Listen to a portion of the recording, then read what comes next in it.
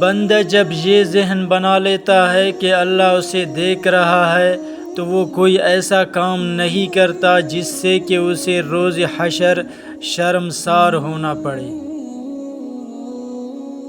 دنیا گنہگاروں کا مقام پسندیدہ ہے اور صوفی کا سرمایہ زندگی محبت الہی ہے۔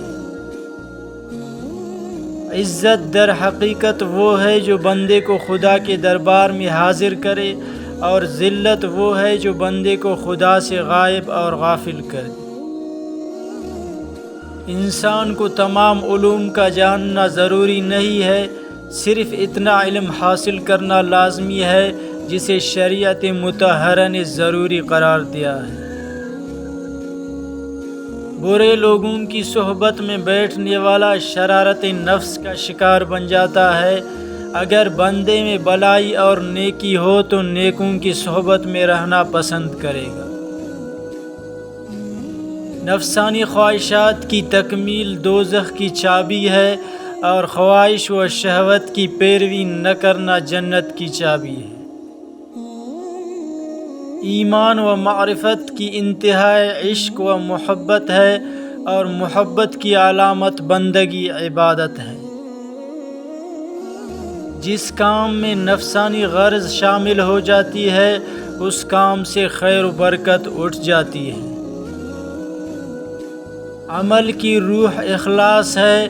جس طرح جسم بغیر روح کے محض پتھر ہے، اسی طرح عمل بغیر اخلاص کے محض غبار ہے۔ عمل کی برکت سے علم فائدہ دیتا ہے، لہذا علم کو کبھی بھی عمل سے جدا نہیں کرنا چاہیے۔ لباس اولیاء کو دنیا کمانے کا ذریعہ بنا لینے والا آفت مول لیتا ہے۔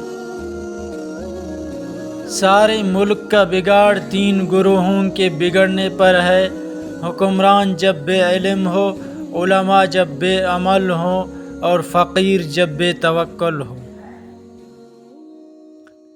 آگ پر قدم رکھنا تو نفس گوارا کر سکتا ہے، مگر علم پر عمل اس سے کئی گنا دشوار ہے۔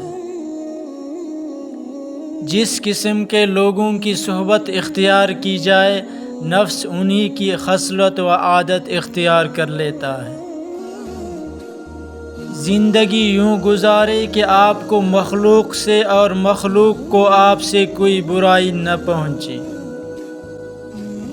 کھانے کے آداب میں سے ہے کہ تنہا نہ کھائے، اور جو لوگ مل کر کھائیں وہ ایک دوسرے پر ایثار کرے۔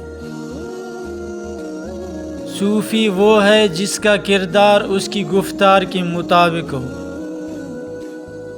مخلوق خدا کو کھانا کھلاؤ، کیونکہ ہر چیز کی زکوٰۃ ہوتی ہے، اور گھر کی زکوٰۃ مہمان کو کھانا کھلانا ہے۔